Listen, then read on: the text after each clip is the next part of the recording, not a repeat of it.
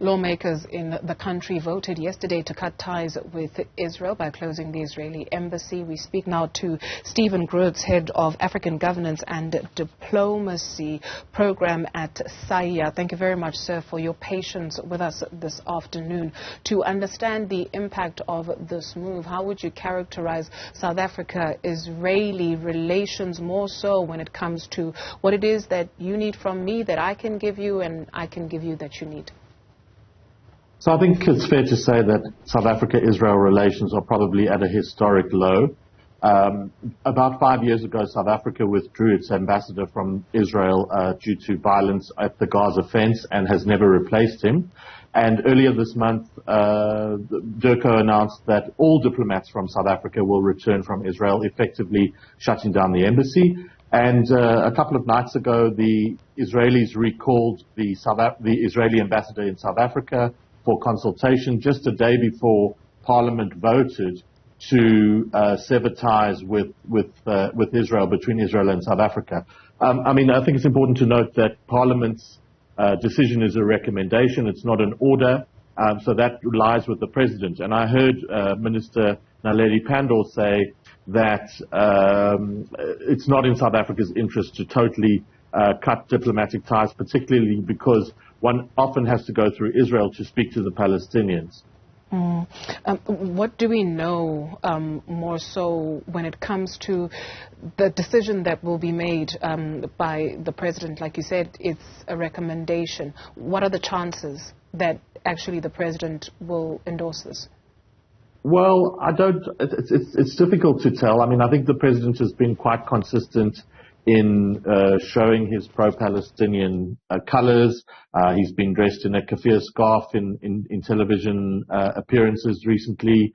And I don't think there's any love lost for the current Israeli regime, which is one of the most right-wing governments that has ever been formed in Israel. The President has also referred Israel to the International Criminal Court. So unless South Africa sees that there is still some value in keeping diplomatic ties open, I think things are tense between the countries. I don't think Israel cares too much what South Africa does. But, given that he wants to refer Israel to the International Criminal Court, unless there's a good reason for keeping the embassy open, he may act on that recommendation of Parliament. You speak of the government of Israel. What do we need to understand about where or how the political landscape looked like in that country before this assault on the 7th of October? Just how much did that government enjoy in terms of support? So Israel has been through about 5 elections in the last 6 years. It's been very, very unstable. The governments have not been able to be formed, and so they had to go back to elections.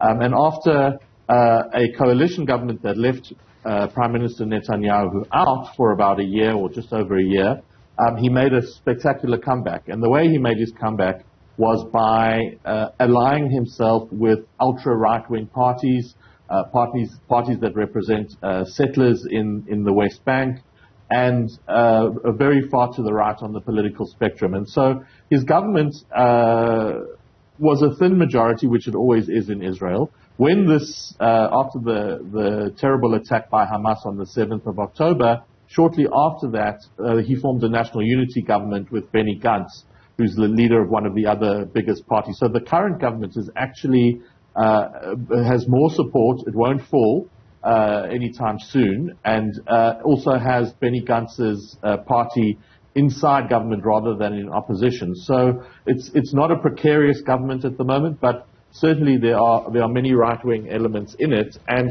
if we've seen before this attack, Israel was facing many protests from people who didn't like the Prime Minister's agenda of changing the powers of the Supreme Court. They felt it was an assault on democracy. And so there were massive demonstrations and fights and arguments and protests in Israel before this came. And this might have been seen as a sign of disunity and encouraged Hamas to carry out the terrible attack that it did on the 7th of October, amongst other reasons. Gruzd, head of African Governance and Diplomacy Program at CEasefire. Thank you very much for your contribution.